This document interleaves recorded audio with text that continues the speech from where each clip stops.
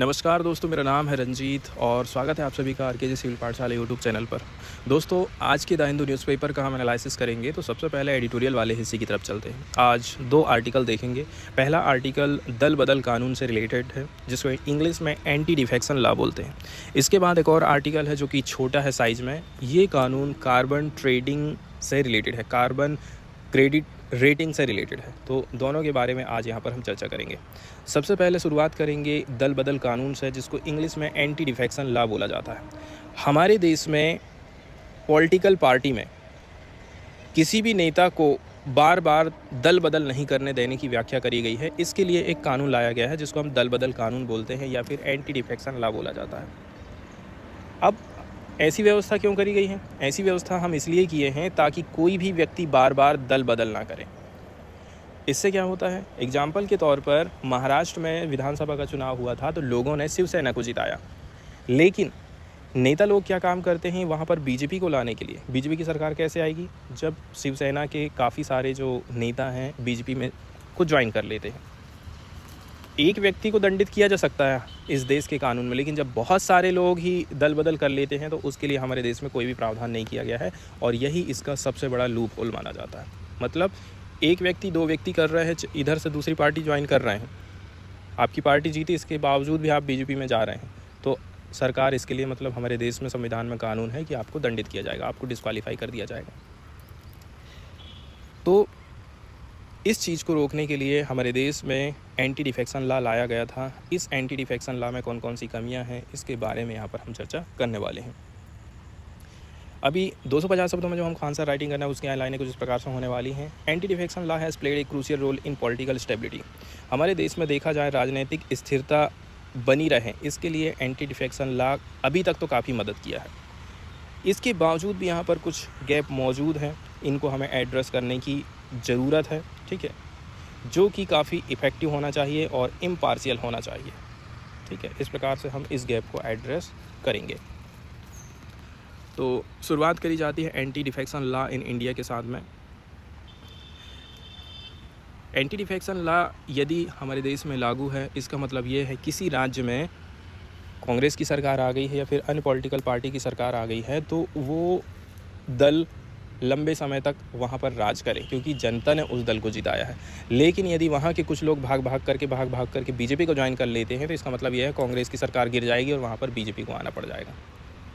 इसी चीज़ को रोकने के लिए एंटी डिफेक्शन लॉ लाया गया था और इसने काफ़ी स्टेबिलिटी प्रोवाइड करी है गवर्नमेंट को। इससे हमारे जो डेमोक्रेटिक इंस्टीट्यूशंस हैं उनकी इंटीग्रिटी बनी हुई है। हालांकि इसके बावजूद भी इसमें कुछ लूप होल हैं जिनको एड्रेस करने की ज़रूरत है। इसका जो इतिहास है इस कानून का, बोला जाता है कि काफ़ी पुराना है। पुराना ऐसा है कि 1985 का इसमें बताया जा रहा है। तो ये कानून हमें लाने की ज़रूरत महसूस हुई, ठीक है, क्योंकि बहुत सारे जो लेजिस्लेचर थे ना, पार्टी को स्विच कर रहे थे, एक पार्टी से दूसरी पार्टी में जा रहे थे फ्रिक्वेंटली थी। इससे पॉलिटिकल इनस्टेबिलिटी आ रही थी हमारे देश में, उसको रोकने के लिए कानून लाया गया था। थोड़ी सी बेसिक जानकारी यदि हम देखें एंटी डिफेक्शन लॉ के बारे में तो 52वें नंबर का कॉन्स्टिट्यूशनल अमेंडमेंट किया गया था एंड यहाँ पर 10th शेड्यूल को ऐड किया गया था। कोई भी एमपी और एमएलए को हम डिस्क्वालीफाई कर देंगे यदि वो स्वतंत्र तरीके से दूसरी पार्टी को ज्वाइन कर लेता है। दूसरी बात ये है, वो अपनी पार्टी के डायरेक्शंस, मतलब पार्टी में किसी चीज़ के, किसी मुद्दे के ऊपर वोटिंग चल रही है और वो उसके विपक्ष में वोट डाल देता है, ठीक है, ये भी एक रीज़न हो सकता है। इसके अलावा यदि वो खुद से मेंबरशिप को क्या कर देता है, त्याग देता है उसके पॉलिटिकल पार्टी को वॉलंटरी, तो भी उसको डिस्क्वालीफाई कर दिया जाएगा। If they join A party after 6 month of nomination, ठीक है, तब भी आपको डिस्क्वालीफाई कर दिया जाएगा यदि आप 6 मंथ ऑफ नॉमिनेशन को कोई पार्टी ज्वाइन कर लेते हैं। इसमें कुछ एक्सेप्शंस भी दिए गए हैं, जैसे कि इफ़ इलेक्टेड एज स्पीकर या फिर chairman one could resign from the party and rejoin if the office is demitted later. If parent party merge into another 2/3 of member voting in favour of the merger. अब देखिए, फिर से बात वही आ जाती है कि भाई एक पॉलिटिकल पार्टी के बहुत सारे लोग वहाँ से बाहर निकलना चाह रहे हैं और बीजेपी को ज्वाइन कर रहे हैं। इसके बाद वोटिंग हो रही है, वोटिंग में यदि सही पाया गया है या फिर वोट फेवर में चला गया है तो कहना चाहिए ये जो पॉलिटिकल पार्टी है वो मर्जर के लिए तैयार है, अब आपको डिस्क्वालीफाई नहीं किया जाएगा। ऐसी व्यवस्था हमारे संविधान में करी गई। हिस्टोरिकल बैकग्राउंड की यदि हम बात करें तो ये जो समस्या है, ये जो कानून है, पोस्ट इंडिपेंडेंस एरा से ही चला आ रहा है, ठीक है। क्योंकि जैसे ही भारत आज़ाद हुआ, इसके कुछ दशकों के बाद हम देखते हैं इंडिया ने एक्सपीरियंस किया था, सिग्निफिकेंट नंबर ऑफ डिफेक्शन हो रहे थे। इससे हमारे देश की जो सरकार है वो स्थिर होकर काम नहीं कर पा रही थी, ठीक है। जैसे कि अभी हाल फिलहाल में देखा जाए, बीजेपी काफ़ी समय से स्टेबल तरीके से काम कर रही है सेंट्रल लेवल पर। अब बार बार कोई व्यक्ति एक पार्टी में जा रहा, फिर दूसरी में चले जा रहा, फिर वापस उसी में आ जा रहा, तो इससे क्या होता है, इससे जो मैंडेट है, इससे जो लोगों ने जो इच्छा थी लोगों की कि यही पॉलिटिकल पार्टी यहाँ पर राज करे, उस चीज़ का यहाँ पर उल्लंघन हमको देखने को मिलता है। एंड हम बात करते हैं कि ये जो पॉलिटिकल पार्टीज़ के लोग रहते हैं या फिर जो नेता लोग रहते हैं, वो एक पार्टी से दूसरे पार्टी में आकर स्विच क्यों करते हैं, क्या रीज़न है। तो इसके बहुत सारे रीज़न हो सकते हैं। जैसे कि किसी को मंत्री का पद चाहिए था, कांग्रेस ने नहीं दी है, शिवसेना ने नहीं दी, तो वो कहाँ जाएगा, बीजेपी के पास चले जाएगा। जैसे कि अभी हाल फिलहाल में शिवसेना के साथ में हुआ था महाराष्ट्र में, ठीक है। उद्धव ठाकरे मुख्यमंत्री बन रहे हैं, अब उन्हीं के साथ वाला सोचा था कि नहीं, मेरे को मुख्यमंत्री बनाना चाहिए था, ये मेरे को मुख्यमंत्री नहीं बना रहा, एक काम करता हूँ, मैं 15-20 लोगों को लेकर के बीजेपी में चले जाता हूँ और इसकी सरकार गिरा देता हूँ। इसके अलावा काफ़ी मात्रा में संपत्ति भी दी जाती होगी, रुपये पैसा भी दिया जाता होगा, तब जाकर के तो लोग एक पार्टी से दूसरी पार्टी में स्विच कर लेते हैं। एक एग्जाम्पल यहाँ पर आया राम गया राम का दिया जाता है, ठीक है। ये एक कहना चाहिए मुहावरा बन गया है, आया राम गया राम। ये जो प्रेस थी, ये ओरिजिनेट हुई थी ये जो इंसिडेंट था हरियाणा में 1960 के दशक में हमको देखने को मिला था, जहाँ पर एक जो लेजिस्लेटर है गयालाल, ठीक है, ये पार्टी को कई बार स्विच किया था एक ही दिन में, सिंगल डे में, है ना। क्या कारण हो सकता है, लोभ लालच का ही कारण हो सकता है। एंटी डिफेक्शन लॉ 52वें नंबर का अमेंडमेंट के माध्यम से लाया गया। अब इसके बारे में थोड़ा सा देख लेते हैं। इंडियन पार्लियामेंट ने इनेक्टेड करी थी एंटी डिफेक्शन लॉ को, 52वें नंबर का अमेंडमेंट किया गया था हमारे संविधान में, एंड इंट्रोड्यूस करे थे हम 10th schedule during Rajiv Gandhi tenure as prime minister. उस समय में राजीव गांधी प्राइम मिनिस्टर हुआ करते थे। अब इस कानून के माध्यम से हम कुछ नियम कानून बनाए जिससे किसी भी व्यक्ति को डिस्क्वालीफाई किया जा सकता है, चाहे वो पार्लियामेंट हो चाहे वो विधानसभा हो, डिफेक्शन के बेस पर। कोई भी व्यक्ति को, कोई भी नेता को कब डिस्क्वालीफाई किया जाएगा, पहले नंबर की बात यह है, वो स्वेच्छा से मेंबरशिप त्याग दे रहा है। जैसे मुझे शिवसेना में काम नहीं करना, शिवसेना के साथ में मैं त्याग दिया हूँ, तो मेरे को डिस्क्वालीफाई कर दिया गया।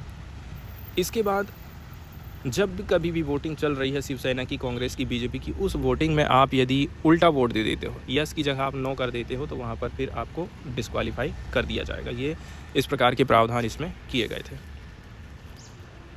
अब कानून तो लाया गया था, ये बहुत अच्छी बात है, लेकिन फिर भी इस कानून में कुछ लूप होल थे, उन लूप होल से निकल करके लोग अभी तक बच जाते हैं। जैसे कि 1/3 या फिर जो मास डिफेक्शन है वो अभी अलाउ किया गया है।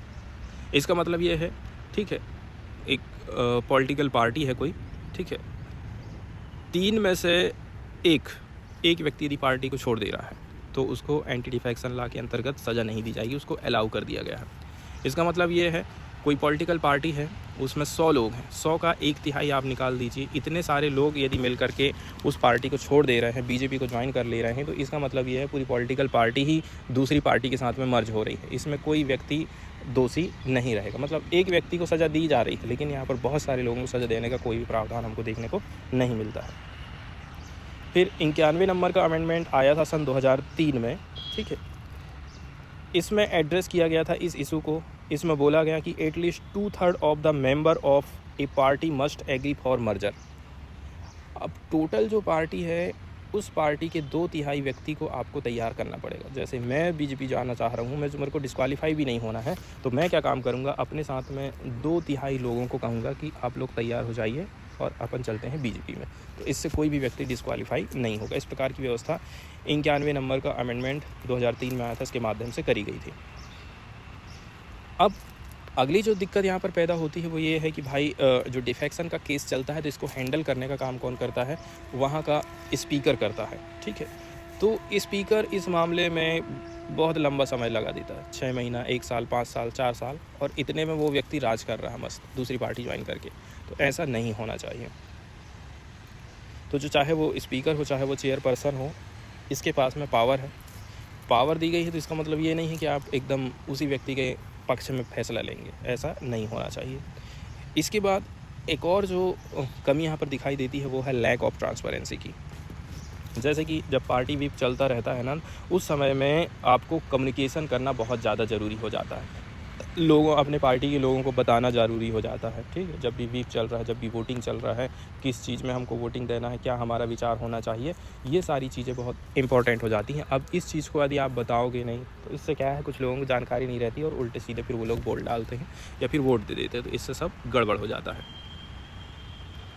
हालांकि देखा जाए जो स्पीकर है या फिर चेयरपर्सन है, इसने जो भी डिसीजन लिया है, इसको सुप्रीम कोर्ट में जाकर के आप चैलेंज कर सकते हैं। हालांकि ऐसा बहुत कम होता है, सुप्रीम कोर्ट या फिर कोर्ट जो है इस मामले में आसानी से इंटरवेन करने के लिए ट्राई नहीं करते हैं। कौन कौन से अमेंडमेंट प्रपोज़ किए गए हैं राइडर की तरफ से कि भाई इस प्रकार के संशोधन होने चाहिए। यहाँ पर 2 प्रकार के संशोधन हम कर सकते हैं। पहले नंबर की बात ये है कि जो स्पीकर है, ठीक है, लोकसभा का जो स्पीकर है, उसको एक निर्धारित टाइम पीरियड दे दिया जाए कि भाई 2 दिन के अंदर, 4 दिन के अंदर, 1 महीना के अंदर में आपको डिफेक्शन को साबित करना है, सही है या गलत है करके। दूसरे नंबर की बात यह है, जब भी वोटिंग चल रही है उस समय में पब्लिक नोटिस आप चिपका दीजिए, ठीक है। अब इससे क्या है, पार्टी के जो अन्य मेंबर हैं वो लोग भी अपने थोड़े से कान खड़े कर लेंगे। पहला जो कंसर्न है वो टाइम फ्रेम का है, ठीक है। डिफेक्शन केस में जो डिसीजन लिया जाना है, आपको 1 महीना के भीतर, 4 दिन के भीतर में इस चीज़ को निपटाना है। ये चीज़ लोकसभा के स्पीकर को या फिर विधानसभा का जो स्पीकर है उसको टाइम पीरियड हम दे देते हैं, क्योंकि टाइमलाइन बिल्कुल भी फिक्स नहीं करी गई है केस को निपटाने के लिए। इसके लिए 4 वीक का टाइम फ्रेम बेटर माना गया है राइटर की तरफ से, 4 वीक, ठीक है, 4 सत्ते 28, मतलब 1 महीना के अंदर में स्पीकर को ये सब केस को हैंडल कर लेना चाहिए। सेकंड नंबर की बात यह है भाई, आपको पब्लिक नोटिस जारी करना चाहिए पार्टी व्हिप्स के लिए। इसके लिए आपको ट्रांसपेरेंसी लाना है। ट्रांसपेरेंसी कैसे करके आएगी, जो पार्टी व्हिप्स है उसको आप क्या काम करेंगे, अपने लोगों को इन्फॉर्म करिए, ठीक है, कि वोटिंग होगी इस क्षेत्र में डिबेट होगा या जो कुछ भी होगा, इसके लिए आपको पब्लिक नोटिस जारी करने की ज़रूरत है। इसके बाद एक केस गया था सुप्रीम कोर्ट के पास में, Keshav Meghachandra Singh versus honourable speaker Manipur legislative assembly and other, 2020 का ये केस है। तो इसमें बोला गया था, ये जो केस जा रहा है कि किसी को डिस्क्वालीफाई करना है कि नहीं करना है, ये स्पीकर के पास में यदि जाता है ना, तो स्पीकर जो है केंद्र सरकार के हिसाब से ही काम करता है, ऐसा आरोप उसके ऊपर लगाया जाता है। जैसे कि किसी को बोलने के लिए कम टाइम दे रहा है, किसी को ज़्यादा दे रहा है, तो ये भेदभाव करता है। एक काम करते हैं, ये जो स्पीकर है ना, इसकी जगह में अपन एक ऐसे व्यक्ति को रखेंगे जो कि निष्पक्षता के साथ में जांच करेगा, वो किसी भी पार्टी से उसका इन्फ्लुएंस नहीं होना चाहिए। लेकिन यहाँ पर दिक्कत वाली बात ये हो गई थी कि सुप्रीम कोर्ट ने बोला था जो चुनाव आयोग है वो किसी अच्छे व्यक्ति को वहाँ पर बिठा लेगा, लेकिन जो चुनाव आयोग रहता है वो खुद ही कहना चाहिए केंद्र सरकार उसको बिठाल रही है, तो वो भी केंद्र सरकार के अनुसार ही काम करेगा। इसलिए ये तो उतना ज़्यादा कहना चाहिए, काम यहाँ पर नहीं करेगा। हालांकि जो स्पीकर है या जो चेयरपर्सन रहता है, जो वहाँ पर बैठा हुआ है, संसद में बैठा है या फिर विधानसभा में बैठा है ना, वो उसका पोस्ट बहुत इंपॉर्टेंट रहता है। पार्लियामेंट की इंटीग्रिटी को वो कहना बनाए रखता है, साथ ही साथ इम्पार्शियलिटी भी कंटिन्यू रखता है। इसके बाद बहुत सारी रिपोर्ट आई थी, इन रिपोर्ट के नाम यहाँ पर दिए गए हैं सन के साथ में, कि इन रिपोर्ट में भी जो सजेशन दिए गए थे, इन सजेशन को हमको लाना चाहिए एंटी डिफेक्शन लॉ में, ठीक है। इसी के माध्यम से हम इसको स्ट्रेंथन कर सकते हैं। इसके बाद सबसे इम्पोर्टेंट चीज़ हो जाता है कि नेता लोग जब तक खुद नहीं चाहेंगे तब तक ऐसा कानून में सुधार नहीं हो पाएगा। जनता के चाहने से कुछ नहीं होता, सुप्रीम कोर्ट के चाहने से कुछ नहीं होता है। ये चीज़ संभव है किसके माध्यम से, नेताओं के माध्यम से। तो पॉलिटिकल विल इसमें बहुत इंपॉर्टेंट हो जाती है। इसके बाद सेकंड वाला जो एडिटोरियल यहाँ पर हम डिस्कस करने वाले हैं दोस्तों, ये कॉन्फ्रेंस ऑफ पार्टीज़ की मीटिंग हाल फिलहाल में आयोजित होने वाली है। लेकिन इस आर्टिकल में सबसे ज़्यादा जो हम चर्चा करेंगे वो कार्बन ट्रेडिंग से रिलेटेड है, carbon trading, carbon rating, carbon credit rating से रिलेटेड है। सबसे पहले यहाँ पर हम COP के बारे में कुछ बेसिक जानकारी देख लेते हैं कि COP आखिर होता क्या है। COP का फुल फॉर्म होता है कॉन्फ्रेंस ऑफ पार्टीज़। COP का मतलब ये है कि बहुत सारे लोग इकट्ठे हो रहे हैं, एक मीटिंग कर रहे हैं, इसका नाम हम रख दिए हैं क्या, COP। ये एक फ्रेमवर्क के भीतर में ही आयोजित होती है। वो फ्रेमवर्क आता है United Nations framework convention on climate change, UNFCCC। ये एक मल्टीनेशनल ट्रीटी है जिसको हम इस्टेब्लिश किए थे 1992 में। इसी के माध्यम से हम एक गैदरिंग करते हैं, उस गैदरिंग का नाम हम रखे हैं COP। इस प्रकार की जो मीटिंग्स होती है, ठीक है, इसको हम COP के माध्यम से डिनोट करते हैं।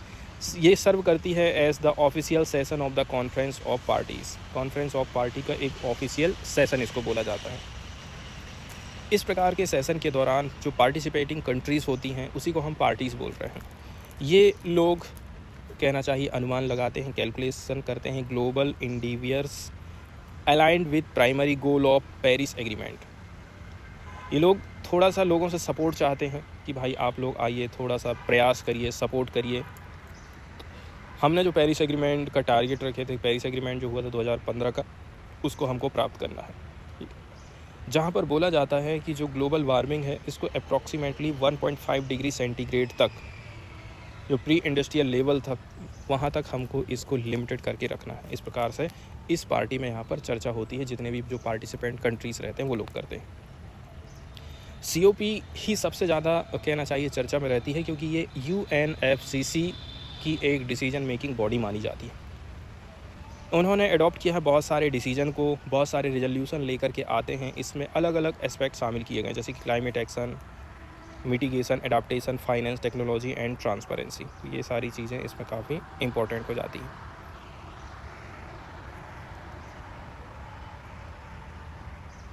अब हम चर्चा कर लेते हैं इस एडिटोरियल की, ठीक है। तो अभी हाल फिलहाल में देखा जाए 29वें नंबर का जो एडिशन है कॉन्फ्रेंस ऑफ पार्टीज़ का, अजरबैजान बाकू में इसका आयोजन किया जाना है।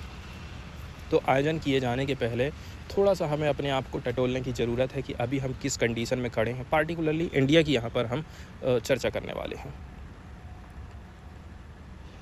इस बार की जो थीम रहने वाली है COP की, ठीक है, वो है increasing ambition on climate finance. सबसे ज़्यादा जो फोकस रहेगा क्लाइमेट फाइनेंस के ऊपर है, क्योंकि जो गरीब देश है ना, अभी भी कोयला, पेट्रोल, डीजल से अपने देश की इकोनॉमी को चला रहे हैं। इनको आप एकदम से बोल देंगे कि आप इलेक्ट्रिक की तरफ स्विच हो जाइए, सोलर पावर के ऊपर स्विच हो जाइए, हाइड्रो पावर के ऊपर स्विच हो जाइए, तो ये लोग इतने जल्दी इंफ्रास्ट्रक्चर खड़ा नहीं कर सकते हैं।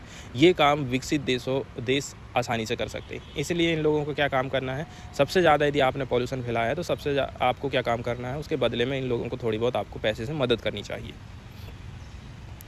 सबसे पहले तो कार्बन ट्रेडिंग को हमको समझने की ज़रूरत है, ठीक है।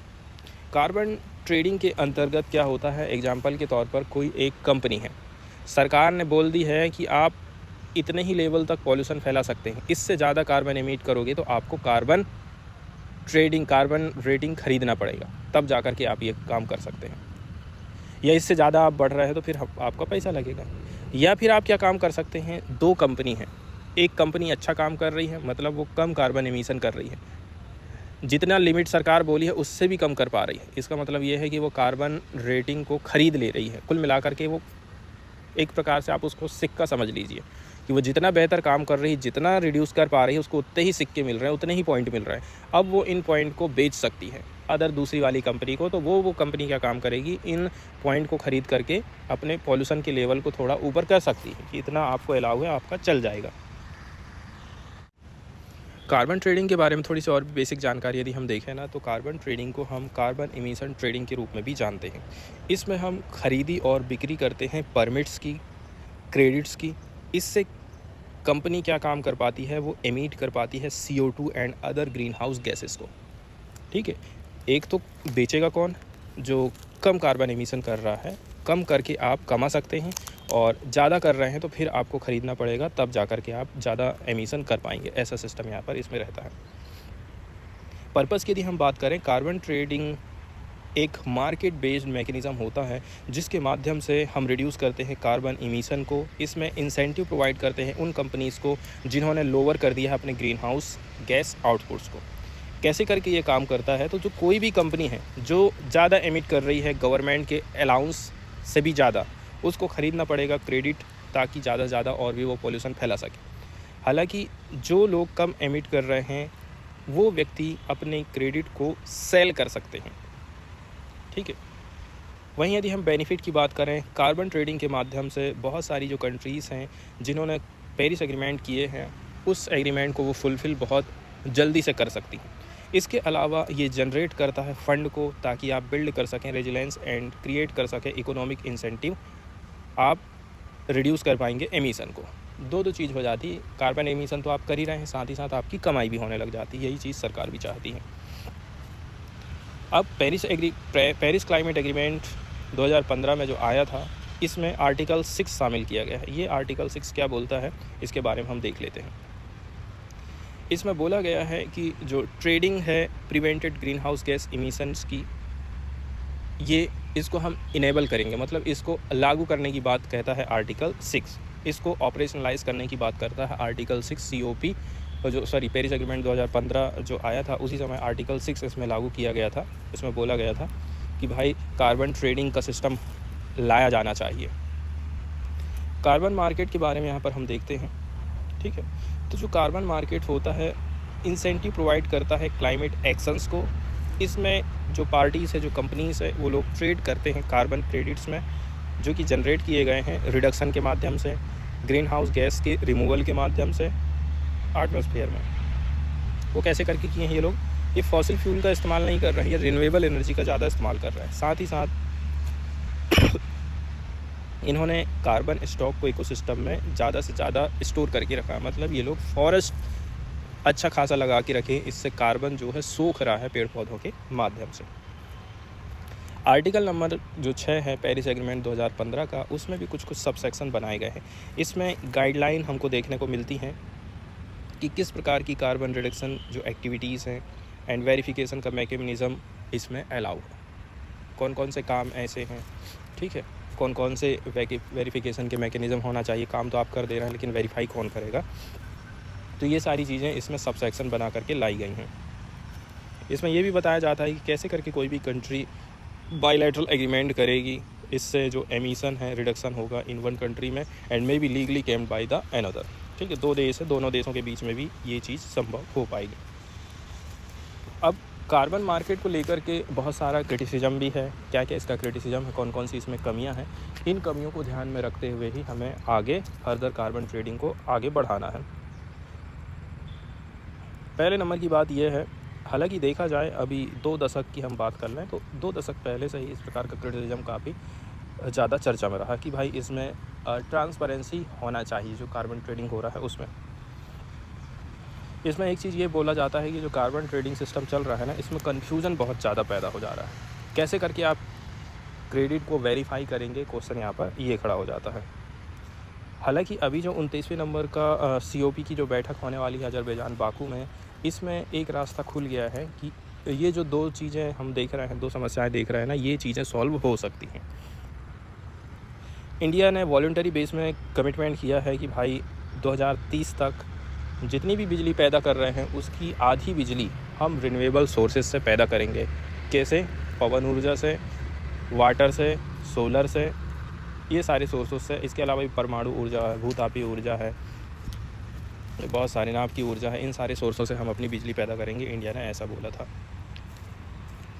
इसके बाद भारत की बहुत सारी जो कंपनियां हैं वो तेज़ी के साथ में प्राइवेट सेक्टर में बहुत तेज़ी के साथ में ग्रो कर रही हैं। In India setting up innovative forestry project that reportedly lock carbon and can be claimed as credit by multinational companies traded through so called voluntary carbon market. बहुत सारी कंपनियां ऐसी हमारे देश में खड़े होते जा रही हैं, तो इनको सेटअप करना चाहिए, कुछ इनोवेटिव फॉरेस्ट्री प्रोजेक्ट लेकर के आना चाहिए, ठीक है। इससे क्या है, कार्बन कम हो पाएगा, कार्बन जो एमिट हो रहा है उसको हम लॉक कर पाएंगे एंड इसको क्लेम किया जा सकता है एज ए क्रेडिट के तौर पर मल्टीनेशनल कंपनीज़ के द्वारा। इंडिया का जो आयरन एंड स्टील इंडस्ट्री है, ये among the 9 type of industry में आ जाती है, ठीक है। Expected to meet emission intensity standard by 2025। तो जो बड़े बड़े सेक्टर हैं, जो ज़्यादा कहना चाहिए पॉल्यूशन कर रहे हैं ना, ये सेक्टर को 2025 तक और बेहतर तरीके से काम करने की ज़रूरत है। इसके लिए पर यूनिट प्रोडक्शन के हिसाब से आपको कार्बन एमिशन को कम करने की ज़रूरत है। ये कैसे करके हो पाएगा, ये डिपेंड करता है रेगुलेटरी इन्फोर्समेंट के ऊपर।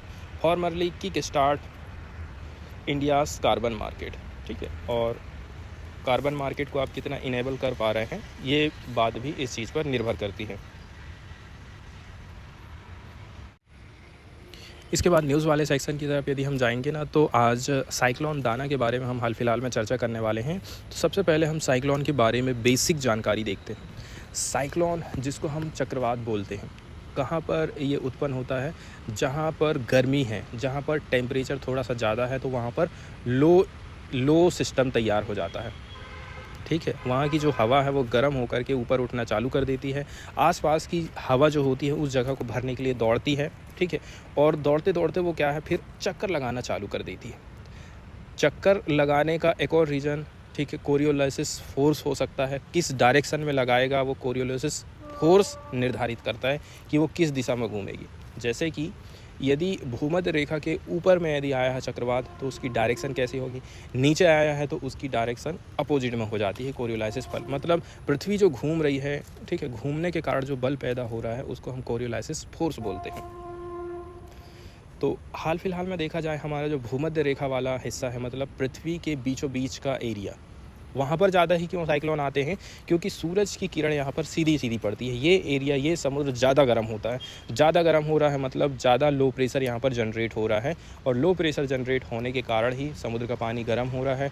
गर्म हो रहा है तो यहाँ की हवा गर्म होकर के ऊपर उठना चालू हो जाती है। ठीक है, इसके बाद फिर ठंडी हवा के साथ में मिलती है, बादल का निर्माण कर लेती है, और फिर पानी वानी गिरना चालू हो जाता है। ये कहना चाहिए बादल के निर्माण की प्रोसेस हो जाती है। यदि हम साइक्लोन दाना की बात करें, तो ये थर्ड साइक्लोन है जो कि नॉर्थ इंडियन ओशियन रीजन में इसका निर्माण हो रहा है। एंड सेकंड टाइप का साइक्लोन माना जाता है to make landfall along the Indian coast in 2024 after cyclone Remal. तो इंडियन कोस्ट में 2024 में यदि देखा जाए, साइक्लोन रेमल के बाद में साइक्लोन दाना हमको देखने को मिला है। ये पहला साइक्लोन है पोस्ट मानसून साइक्लोन सीज़न के हिसाब से देखा जाए। नॉर्मली देखते हैं ना, बारिश के समय में ही हमको साइक्लोन देखने को मिलता है, लेकिन ठंडी के समय में साइक्लोन इस प्रकार से ये पहला हमको देखने को मिला है। वहीं यदि हम इसके नामकरण की बात करें, तो वर्ल्ड मेट्रोलॉजिकल ऑर्गेनाइजेशन WMO का कहना है जो साइक्लोन दाना है, इसका नेम रखा गया है कतर के द्वारा। इन अरेबिक दाना बताता है जेंडर सिटी को, एंड आल्सो रिफ़र करता है the most perfectly sized valuable and beautiful pearl से रिलेटेड। तो इतना सारा इसका मीनिंग है। रखा किसने है? ये रखा है कतर ने। जेनर सिटी इसका मतलब होता है। सीवियर साइक्लोन की कैटेगरी में इसको रखा गया है, जिसकी स्पीड यहाँ पर बताई जा रही है 89 से 117 किलोमीटर प्रति घंटे के हिसाब से। इसके बाद वाली जो न्यूज़ यहाँ पर हम डिस्कस करने वाले हैं दोस्तों, ये मंदिरों में जो VIP टिकट की व्यवस्था रहती है ना, उससे रिलेटेड है। अब ये जो मुद्दा है सुप्रीम कोर्ट में गया है, और अब सुप्रीम कोर्ट इस चीज़ को एग्जामिन करेगा कि क्या मंदिरों में VIP टिकटिंग की व्यवस्था होनी चाहिए या नहीं होना चाहिए। क्योंकि VIP टिकट के माध्यम से ऐसा होता है, जिसके पास में पैसा है, जिसकी जेब में पैसा है, वो लोग तुरंत जा कर के दर्शन कर लेते हैं, और जिनके पास में पैसा नहीं है, उन लोगों को, बेचारे लोगों को कितनी लंबी लंबी लाइनें लगाना पड़ता है। अब इसमें बहुत सारे लोग हो सकते हैं, जैसे कि कोई गरीब है, कोई बूढ़ा व्यक्ति है, कोई बीमार व्यक्ति है, पैसा तो नहीं है, कोई गर्भवती महिला है, छोटे छोटे बच्चे हैं। अब जिसके पास में पैसा है वो लोग फटाफट जाके दर्शन कर रहे हैं, और इनको लंबी लंबी लाइन लगाना पड़ रहा है, 1 घंटा, 2 घंटा, 3 घंटा, 4 घंटा। तो ये जो व्यवस्था है, हमारे जो फंडामेंटल राइट्स हैं उनको वायलेट करती है। ऐसा करके किसी ने सुप्रीम कोर्ट में अर्जी लगाया है। अब देखते हैं कि सुप्रीम कोर्ट अब किस तरफ अपना डिसीजन देता है। इसमें senior citizen, women, children, person with disabilities, ये लोग काफ़ी लंबे लंबे समय तक लाइन में खड़े रहते हैं दर्शन के लिए।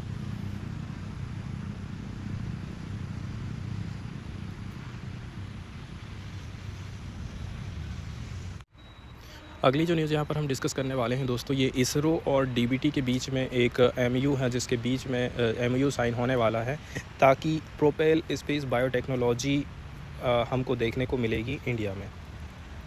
DBT और इसरो ने साइन किया है एक MOU को, ताकि कोलैबोरेशन किया जा सके स्पेस बायोटेक्नोलॉजी के ऊपर। ठीक है, इससे हम लोग एडवांस रिसर्च कर पाएंगे स्पेस बायो मैन्युफैक्चरिंग में, बायो एस्ट्रोनॉमिक्स में, ठीक है, बायो एस्ट्रोनॉटिक्स में, सपोर्टिंग द बायोटेक इंडस्ट्री। इससे हमारी जो बायोटेक इंडस्ट्री है ना, उसको काफ़ी ज़्यादा सपोर्ट मिलने वाला है। इसके बारे में यहाँ पर हम देखते हैं, तो ये एक काफ़ी रणनीतिक कदम उठाया गया है, जो कि स्ट्रेंथ करेगा इंडिया की एडवांसमेंट को स्पेस बायोटेक्नोलॉजी में। तो जो डिपार्टमेंट ऑफ बायोटेक्नोलॉजी है, ये ministry of science and technology के अंतर्गत काम करता है। इसने साइन किया है एक MOU framework memorandum of understanding Indian space research organisation के साथ में, ठीक है। इसमें डिपार्टमेंट ऑफ स्पेस भी रहने वाला है, कैसे करके कोऑपरेशन किया जा सकता है emerging field such as space biotechnology के क्षेत्र में। तो जो जितेंद्र सिंह हैं उन्होंने हाईलाइट किया है, यूनियन कैबिनेट ने रिसेंटली अप्रूवल दिया है कि भाई हम एक रिवोल्यूशनरी इनिशिएटिव लेकर के आ रहे हैं। इससे इंडिया की जो कैपेबिलिटी है वो एडवांस हो जाएगी ह्यूमन स्पेस प्रोग्राम में, साथ ही साथ बायोटेक्नोलॉजी में। इसमें क्या क्या चीज़ें हैं, इसमें प्लान इस्टेब्लिशमेंट किया जाएगा, भारतीय अंतरिक्ष स्टेशन स्थापित होगी। एक स्पेस स्टेशन हम बना रहे हैं ताकि बहुत सारी रिसर्च करी जा सके स्पेस साइंस के ऊपर, साथ ही साथ इंट्रोडक्शन किया जा सके बायो E3 पॉलिसी का। ये एक स्ट्रेटजिक फ्रेमवर्क है जिसके माध्यम से हम बढ़ावा देंगे बायो मैन्युफैक्चरिंग को एंड इन्हेंस करेंगे इंडिया की बायो इकोनॉमी को। इसी के साथ ही साथ हम देखेंगे जो मिनिस्टर हैं इन्होंने एम्फेसाइज किया था, इन्होंने जोर दिया था बायो E3 पॉलिसी के ऊपर, ठीक है। इसमें तो कुछ इनिशिएटिव हम ले रहे हैं जैसे कि स्पेस बायो मैन्युफैक्चरिंग, एंड ये एक्सपेक्टेड किया जा रहा है ये बढ़ावा देगी इंडिया की बायो इकोनॉमी को। कितना बढ़ावा देगी, आने वाले समय में ये $300 बिलियन की हो जाएगी सन 2030 तक। इसके अलावा उन्होंने अंडरस्कोर किया था गवर्नमेंट के कमिटमेंट को कि हम क्रिएट करेंगे एक high performing bio manufacturing environment हमारे देश में, बेहतर इन्वायरमेंट ताकि कंपनी यहाँ पर ग्रोथ कर सके। साथ ही साथ बोला जा रहा था addressing the opportunities created by this collaboration.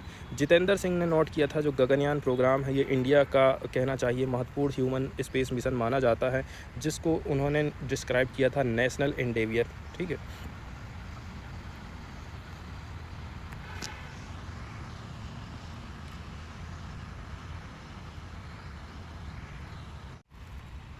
इसके बाद नेक्स्ट वाली जो न्यूज़ यहाँ पर हम डिस्कस करने वाले हैं दोस्तों वो डिमोलेशन से रिलेटेड है। तो हाल फिलहाल में देखा जाए इस प्रकार की जो घटनाएं हैं, किसी का घर गिरा देना, किसी की बिल्डिंग, किसी की दुकान गिरा देना, इस प्रकार की जो घटनाएं हैं वो बढ़ते ही जा रहे हैं। आज के समय में सरकार ने ये शॉर्टकट रास्ता अपना लिया है कि यदि कोई व्यक्ति अपराधी है, ठीक है, तो उसका एक काम करते हैं, घर गिरा देते हैं। इसने अवैध कब्जा किया है, इतना एरिया इसका अवैध है तो इसको अपन गिरा देते हैं। इस प्रकार की घटनाएँ जो है बहुत ज़्यादा इंक्रीज़ हो रही हैं।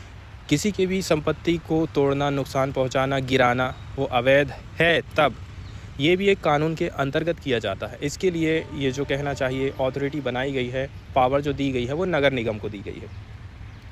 इस मामले में म्युनिसिपल काम करता है, सच एस एग्जांपल के तौर पर दिल्ली म्युनिसिपल कॉरपोरेशन एक्ट 1957 आया था। इसमें कुछ प्रोविज़न किए गए थे जिसके माध्यम से जो इंक्रोचमेंट्स है, पार्टिकुलरली पब्लिक रोड है या फिर कोई फुटपाथ वाला एरिया है या फिर कोई सार्वजनिक जगह है, वहाँ पर कोई व्यक्ति कब्जा करता है, घर बनाता है, दुकान खोलता है, तो उसके लिए कुछ नियम कानून यहाँ पर बनाए गए हैं। लेकिन नगर निगम को, नगर पालिका को एक्शन लेने से पहले कुछ बातें ध्यान में रखना पड़ेगा। म्युनिसिपल अथॉरिटीज़ को साधारण तौर पर देखा जाए एक इशू नोटिस करना पड़ेगा उस इंडिविजुअल व्यक्ति को और establishments involve in illegal encroachment. किसी व्यक्ति ने बनाया है, कोई इंस्टीट्यूशन संस्था है उसने बनाई है, तो सबसे पहले आपको नोटिस भेजना पड़ता है। कोर्ट्स, इसमें सुप्रीम कोर्ट भी शामिल है। इसने हमेशा से ही जोर दिया है इम्पोर्टेंस ऑफ ड्यू प्रोसेस का and have often ruled that proper notice and opportunity भी आपको देना पड़ेगा। डिमोलेशन आप कर रहे हैं तो इसका मतलब ये नहीं है कि आप जो विरोधी पक्ष है उसकी बात ही नहीं सुनी जाएगी, आपको उसकी बात सुनना पड़ेगा, उसको सुनवाई का टाइम देना पड़ेगा। कोर्ट ऐसा कहता है, सुप्रीम कोर्ट भी ऐसा कहता है। आप ऐसा नहीं कि गए बुलडोज़र लेकर के और उसके घर को आपने गिरा दिया।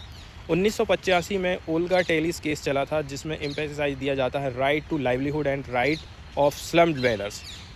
सुप्रीम कोर्ट ने इन लोगों को थोड़ा सपोर्ट किया था कि भाई आप कैसे करके ये जो झुग्गी झोपड़ी में रहने वाले लोग हैं इनको कैसे करके आप इतने आसानी से हटा दे रहे हैं।